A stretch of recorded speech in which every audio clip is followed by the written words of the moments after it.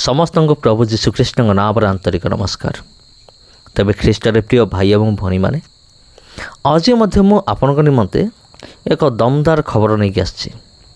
खबर यहीपर LDA team मंदिर को भांगिया निमंते जो टीम सहित जा पहुँचते अवैध मंदिर माने जो जगह माने कटकणा रही अच्छी मंदिर तैयारी हेब नहीं आ से भाई जगार एक मंदिर तैयारी होता आ फल एलडीए टीम कौन कर निज टीम सहित जाइकी मंदिर को भांगिया निमंते आठ पहुँची जाइए।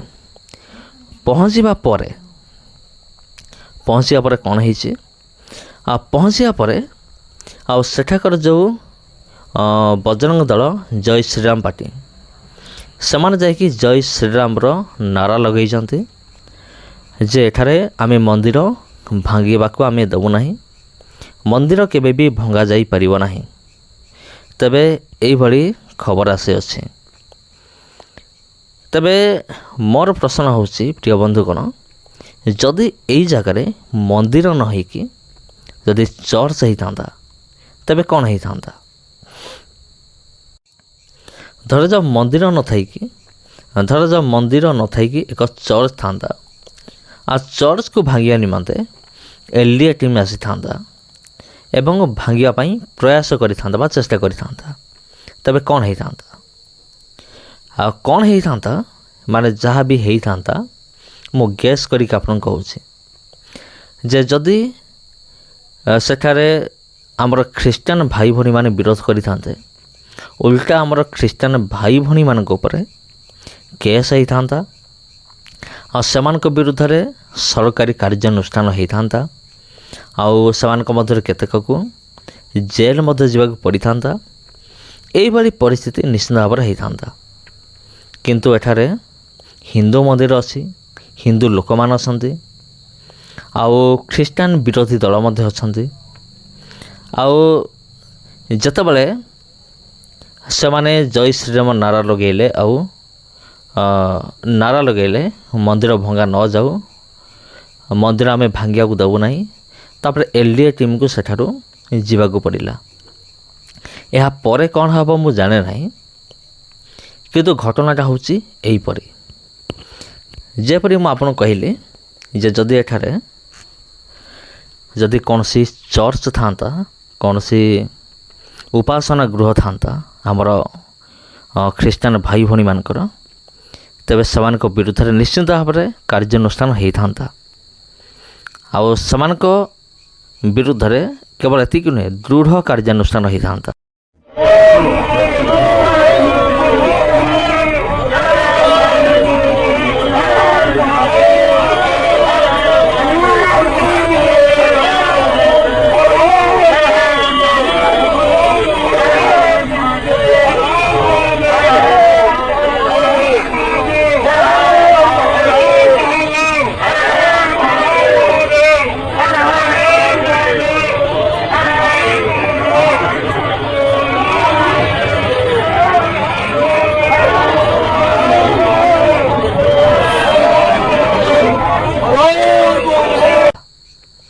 यह को कहा जाए राजनीति बोली कहा जाए, माने धार्मिक राजनीति बोली कहा जाए।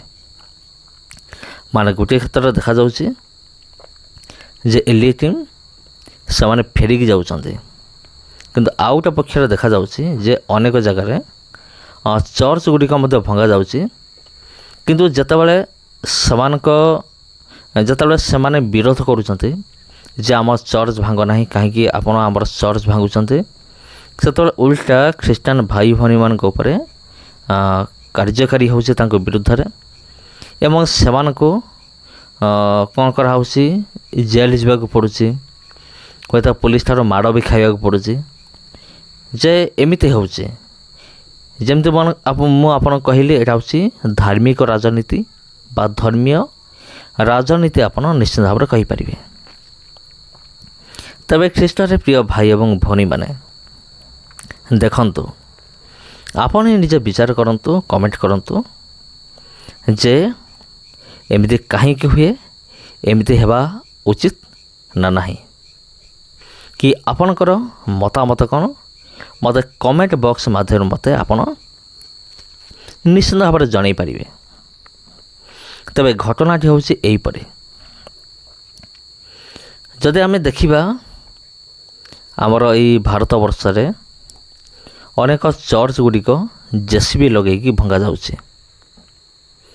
ହଁ ପ୍ରିୟ ବନ୍ଧୁଗଣ, ଅନେକ ଚର୍ଚ୍ଚ ଗୁଡ଼ିକ ଜେସିବି ଲଗେଇକି ଭାଙ୍ଗି ଦିଆଯାଉଛି। ଆଉ ସେଥିପ୍ରତି କିଛି ବି ଆକ୍ସନ୍ ନିଆ ହେଉନି। ମାନେ ଯଦି କିଏ ବିରୋଧ କଲା, ଯଦି କିଏ କମ୍ପ୍ଲେନ୍ କଲା, ତା କମ୍ପ୍ଲେନ୍ ଟୋଟାଲ୍ ହିଁ ତାଙ୍କର କମ୍ପ୍ଲେନ୍ ହିଁ ଶୁଣାଯାଉନି।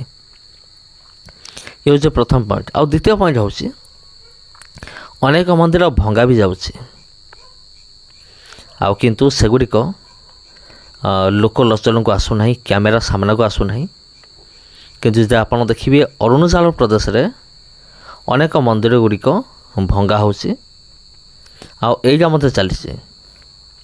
କିଛି ଦିନ ପୂର୍ବରୁ ମୁଁ ୟୁଟ୍ୟୁବରେ ଗୋଟେ ଭିଡ଼ିଓ କ୍ଲିପ୍ ମୁଁ ଦେଖୁଥିଲି ଯେ ଜଣେ ଖ୍ରୀଷ୍ଟ ବିରୋଧୀ ନେତା ସେ କ'ଣ କରୁଛନ୍ତି, ସେ ଜେସିବି ଲଗେଇକି ଏଇ ଯେଉଁ ଚର୍ଚ୍ଚକୁ ଭାଙ୍ଗୁଛନ୍ତି, ଚର୍ଚ୍ଚ ବିଲ୍ଡିଂକୁ ଭାଙ୍ଗୁଛନ୍ତି ଆଉ କହୁଛନ୍ତି ଯେ ଏଇଟା ହେଉଛି ଆମର ସନାତନ ଧର୍ମର ପାୱାର ବୋଲି କହୁଛନ୍ତି।